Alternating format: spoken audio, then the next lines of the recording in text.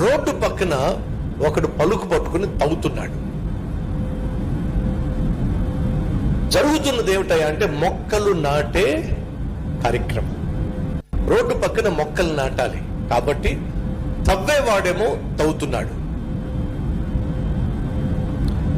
తవ్విన తర్వాత కాసేపు అయిన తర్వాత పూడ్చేవాడేమో పూడుస్తున్నాడు.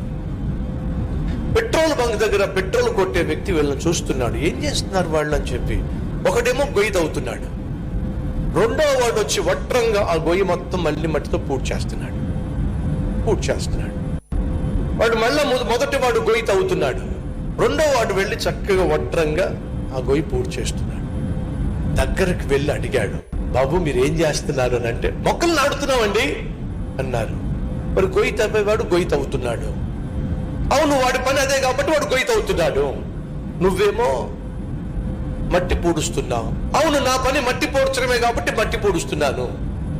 మరి మొక్క నాటాలి కదా, వాడు ఈరోజు రాలేదు, మమ్మల్ని ఏం చేయమంటారు?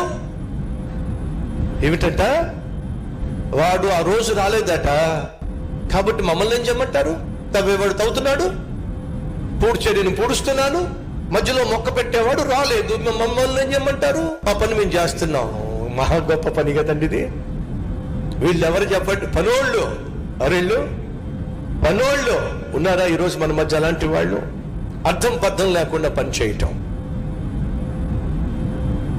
ఆ పనిని ఖచ్చితంగా పూర్తి చేయాలి అనే ఉద్దేశమే లేకుండా పనిని ప్రారంభించటం, ఈ పనిని జయకరంగా విజయపరంగా పూర్తి చేయాలి అనే ఆలోచన లేకుండా పనిచేయటం సహోదరి సహోదరులు మంచిది కాదు. నీ చేతికి ఇవ్వబడిన ఏ పనైనా సరే బైబిల్ సెలవిస్తుంది, శక్తి వంచన లేకుండా చేయి. శక్తి వంచన లేకుండా చేయి. శ్రద్ధగా పని చేసేవాడు ఏం చేస్తాడట? పరిపాలన చేస్తాడట. సోమరిపోతూ ఏం చేస్తాడట?